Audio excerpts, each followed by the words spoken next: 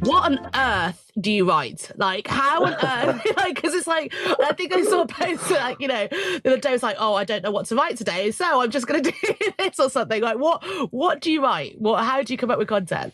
Yeah, big question. Honestly, that's one of the most popular questions I get asked, and always I come back to you're talking about yourself, right? It's not a company brand; it's called a personal brand for a reason.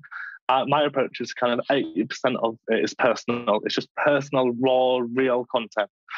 So it's not kind of the filtered down stuff you might see on a company social media page. It's not the kind of salesy, promotional marketing kind of stuff.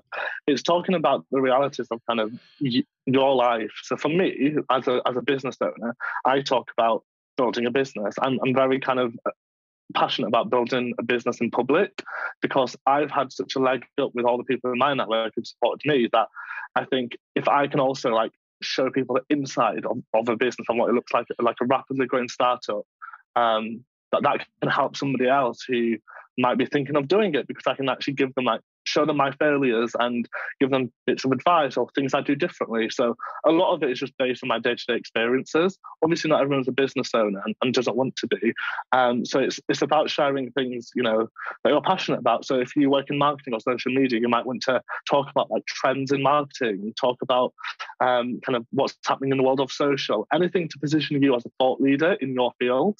And that can be any industry, really. It's just about showing up, and also then not just talking about the work and the industry, but also you as a person. So your identity, what makes you you. So for me, one of my content pillars is diversity and inclusion. So I'll talk as much as I possibly can about my identity and how that affects work, because I know there'll be so much more other people who could either relate to that, or it might kind of trigger something in somebody's mind about something that they haven't thought about. So for example, I did a post on typically in kind of offices you have beers on a Friday, or you'll go to the pub for lunch kind of thing. And I just talked about why have we got such a culture centered around alcohol? Every social event, you win a client, go to the pub.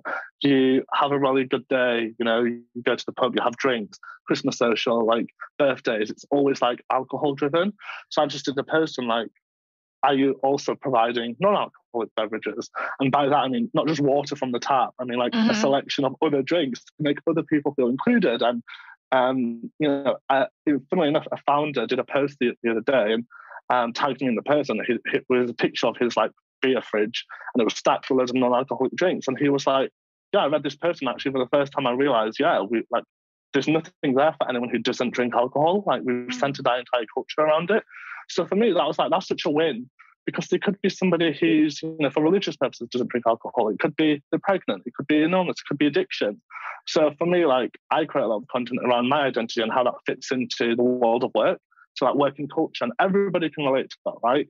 Culture or leadership. Whether you're a CEO or an intern, you've had a touch point with bad leadership, good culture, bad culture.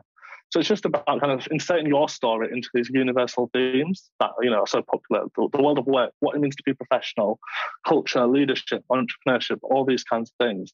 So it's just kind of universal themes, and then me telling my unique angle on my take on that topic.